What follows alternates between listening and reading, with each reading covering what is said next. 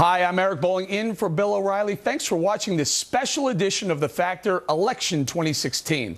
In a week in which the Pope is making his first visit to America and the Speaker of the House resigns suddenly, the political news may seem to be taking a back seat, but the race for the White House is not taking a breather. And right now, Donald Trump remains on top with Republicans. In fact, he's in first place in 3 new national GOP polls out this week.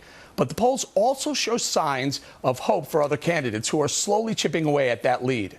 In the latest Real Clear Politics average of polls, Trump is number 1 at 24%. Ben Carson is next at 16%.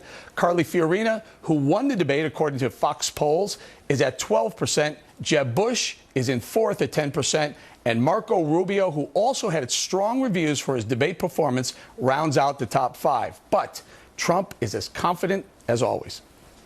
You need people that really are tough and smart. You look at another thing, trade. That's what I'm going to do so good. I always say, I will be the greatest jobs president that God ever created. That I tell you. That I tell you. You know, people say, and actually, CNN did a poll, and I come out so high on that, on the economy. And by the way, like much, much higher, not even close. I come out the highest by far on that, and leadership. I come out high on leadership. And I come out high on really other categories. Then I say, if I'm so high on all these categories, why do we even have to have an election, right? Why? Why? Any questions? Joining us now with reaction from Nashville, Scotty Nell Hughes, the news director for the Tea Party News Network, and in Washington, Caitlin Huey-Burns, national reporter for Real Clear Politics. Now, Caitlin, I'm going to start with you. Trump is very confident. He's on top of the polls for months. Is his lead safe? Well, we've started to see for the first time his numbers take a little bit of a dip. Now, he is still leading the Republican pack, You're in so much trouble. You are in so much trouble right now. We have seen since the debate in our Real Clear Politics average, we've seen since the debate in the Real Clear Politics average that his numbers have been declining a little bit, and other candidates like Carly Fiorina, Marco Rubio are increasing their numbers. Now, the question is how long this kind of thing lasts for all of those candidates. Rubio and Fiorina saw bumps in their poll numbers after the debate. Can they sustain that momentum? That's a question. Donald Trump, I think, has to be a little more creative in his public appearances. He is a showman, and he knows better than anybody that he has to kind of change up the show a little bit. Let me bring it over to Scotty, but I will tell you, he points this out regularly on television that what's happening is his numbers seem to be stable. They're high and stable first place, and everyone else is fighting for what's left over. Scotty, is that accurate? I think that's very accurate. It's laughable. Anybody that says, oh, he's slipping, and all of a sudden says it's doomsday for the Trump campaign. That is absolutely laughable. Zogby has him at 33%. This is the highest percentage of a presidential candidate, almost historical, and he's held it as long as he has. And to be honest with you, Eric, if he would have consistently stayed almost double digits above the other candidates, I agree. We probably didn't need an election. We would need a coronation. So I think this is actually very natural and very healthy and speaks volumes to the Trump campaign that they do go a little, but I guarantee give it a couple days and he'll be back up. And Caitlin, look at the numbers. Look at that poll, your average poll. The outsiders, the anti-establishment doesn't seem to be slipping. Even though you know you say there's some juggling of numbers, they're still holding a commanding chunk of the GOP voters. Right, that's absolutely right. And that's really important and should concern candidates like Jeb Bush, Rubio, and some of these others who are politicians.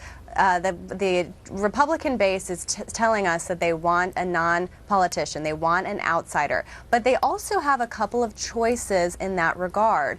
We're seeing some interest in Carly Fiorina, we're seeing interest in Ben Carson, as well as Donald Trump. So I'll be interested to watch how Fiorina handles this new spotlight that's on her, and she will be under greater pressure as well, and her record will be under bigger scrutiny as well. So if you do the math, though, you look at the top 3, they're outsiders, and they command more than 50% of the vote, 52 or 53%. But Scotty, talk to me a little bit about Carly Fiorina. She seems to be the only one who's landed a punch on Donald. Everyone else that takes a shot, he fights back, and they get hurt. Carly seems to be moving up the more she fights with him. But that's the whole reason why she's moving up, is because she's fighting and she's following in his footsteps. Remember, 65% of the GOP thinks that they like Trump because he tells it what it is. He's honest. He punches back at the establishment. Carly did not have any sort of track record until she started punching at Trump, basically following from behind, leading from behind. So I would rather have the person who set the standard of raising the GOP than the person that's trying to get their numbers, because they're following the other candidates. Today, during the Values Voter Summit today, Trump took the stage and took a shot at Marco Rubio, also a very popular candidate, and he got booed. Well, but that was because Marco took a shot at him yesterday. I mean, you've got this, that's been the latest one. You have to sit there and find me an example where Trump was the first person to take out a candidate. He wasn't. This was actually when Senator Rubio sat there and called him yesterday names. This cat fight started yesterday, and all it was is Mr. Trump took it to the next day.